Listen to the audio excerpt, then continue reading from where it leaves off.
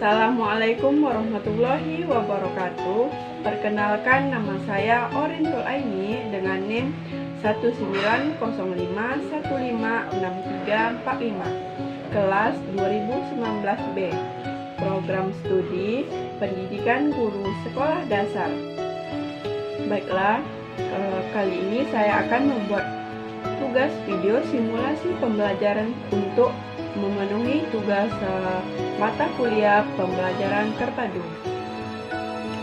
Baiklah, video simulasi pembelajaran tematik kelas 6 SD semester 2. Halo anak-anak ibu semua, apa kabarnya?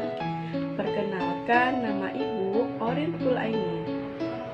Baiklah, sebelum kita memulai pembelajaran, alangkah baiknya kita berdoa dulu. Menurut agama masing-masing, berdoa dimulai.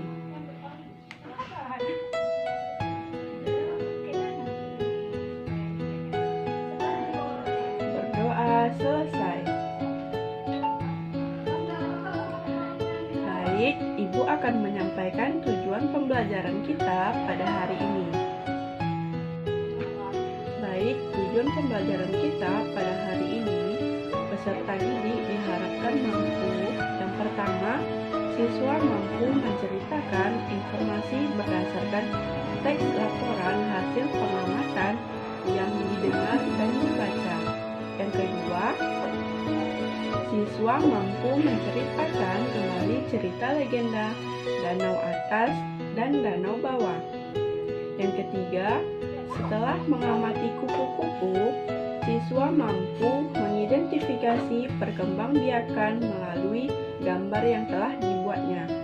Yang keempat, setelah berdiskusi, siswa mampu melaporkan perkembangbiakan melalui tabel. Yang kelima, siswa mampu mengurutkan data tinggi dari nilai tertinggi dan terendah menggunakan operasi hitung pecahan. Yang keenam, siswa mampu membuat kerajinan tangan kupu-kupu dengan menggunakan kertas origami. Oke, anak-anak ibu semua, mari mendengarkan cerita yang ibu bacakan, yaitu danau atas dan danau bawah. Danau atas dan danau bawah ini yang terletak di Kecamatan Lembang Jaya dan Kecamatan Lembang Gumanti, Kabupaten Solok, Provinsi Sumatera Barat. Jaraknya sekitar 60 km dari pusat kota Padang atau sekitar 50 km dari pusat kota Solok. Ada seorang yang bernama Ninya Gadang Bahan yang kerjanya adalah maarik kayu atau membuat papan atau disebut juga tonggak. Ninya ini sangat unik, badannya yang begitu besar, tinggi, dan bahannya sebesar nyiru. Bahan yang dimaksud di sini yaitu beliungnya atau kapak, alat untuk menebang kayu dan membuat papan. Nyiru itu adalah tempat menepis beras yang lebarnya sekitar kira-kira 50 cm kali 80 cm. Setiap berangkat ke hutan, Ninya ini tidak lupa membawa beliungnya. Pada suatu ketika, saat Ninya ini pergi mencari kayu di hutan, ia bertemu dengan seekor makhluk yang begitu besar. Saking besarnya, ia bahkan tidak bisa melewati hutan. Ninya pun berusaha untuk membangunkan makhluk besar ini. Ternyata pas dibangunkan, makhluk tersebut adalah seekor naga yang begitu besar. Naga pun merasa terusik dengan Ninya. Kemudian ia melawan Ninya. Kemudian si Ninya ini berkata hewan tidak dicari kalau bertemu pantang mengelak. Langsunglah keduanya pun berkelahi. Niniak yang memiliki kapak besar tak ada rasa takut untuk melawan naga yang sangat besar itu. Naga pun tidak bisa mengelak sabetan dari kapak yang dilemparkan oleh Niniak. Darah sang naga pun bercucuran, bahkan kepalanya hampir saja putus. Naga pun menyerah. Kemudian Niniak langsung melemparkan tubuh naga tak berdaya tersebut. Selang beberapa lama, si Niniak kaget, ternyata naga tersebut tidak mati. Ia malah menidurkan tubuhnya menyerupai angka 8. Darah si naga ini mengalir begitu deras sehingga memerahkan kawasan tersebut, sehingga masyarakat pun memadati kawasan ini. Tak lama badan si naga tertimbun oleh bebatuan dan membuat genangan air yang semakin lama membesar seperti danau. Jadilah danau itu dinamakan danau di atas dan danau di bawah. Baiklah, Ibu ada beberapa pertanyaan mengenai cerita teks danau atas dan danau bawah. Diskusikanlah bersama teman sebangkumu. Pertanyaan pertama, siapa yang dapat membaca cerita danau atas dan danau bawah? Yang kedua, di mana terletak danau atas dan danau bawah? Yang ketiga, kapan perkelahian Niniak Gadang Bahan dengan seekor naga? Yang keempat, apa pekerjaan Niniak Gadang Bahan tersebut? Baik, apakah ada pertanyaan dari anak-anak ibu semua? Jika tidak ada, Ibu akan melanjutkan materi mengenai proses perkembangbiakan daur hidup kupu-kupu. Apakah ada yang tahu proses perkembangbiakan kupu-kupu? Baik, Ibu jelaskan. Yang pertama ada telur kupu-kupu.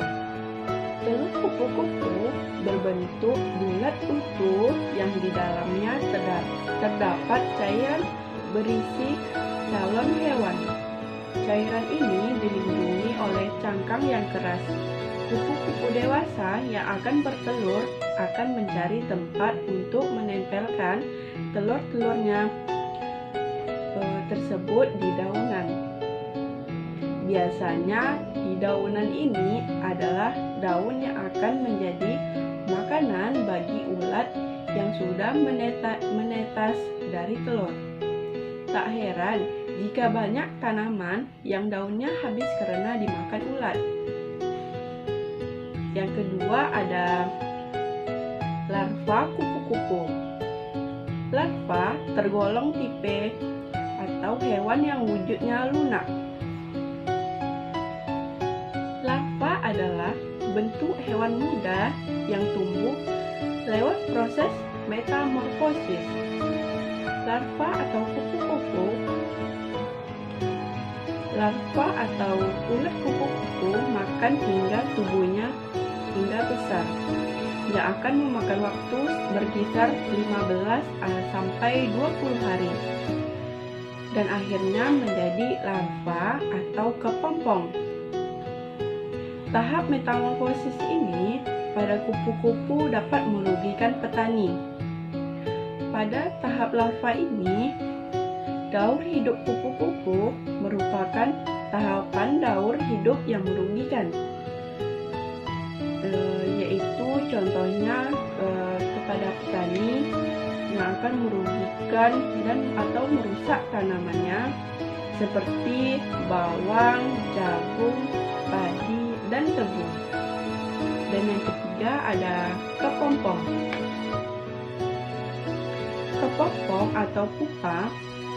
Kepompong atau pupa ini merupakan larva yang mengalami pengerasan di bagian luar tubuhnya. Pupa ini proses fase transisi jika hewan hendak memperoleh wujud sempurna. Kepompong bergantung di daun atau ranting pohon. Proses kepompong menjadi kupu-kupu ini cukup lama, kadang hingga sampai waktu 20 hari lebih atau sampai kepompong merubah jadi kupu-kupu. Dan yang keempat, ada kupu-kupu dewasa atau imago. Setelah menjadi kupu-kupu dewasa atau imago, ia akan terbang mencari pasangannya dan menjalani proses perkawinan. Lalu bersiap akan untuk bertelur. Kembali hingga proses awal metamorfosis terjadi. Kupu-kupu dewasa ini memiliki usia sekitar 2-4 minggu untuk kembali atau sebelum mati. Baik, sudah tidak terasa pula materi kita pada hari ini. Kurang dan lebih, Ibu mohon maaf. Semoga apa yang Ibu jelaskan dapat bermanfaat bagi anak-anak Ibu semua. Tetap semangat dan jaga kesehatan anak-anak Ibu di rumah. Ibu akhiri. Wassalamualaikum warahmatullahi wabarakatuh.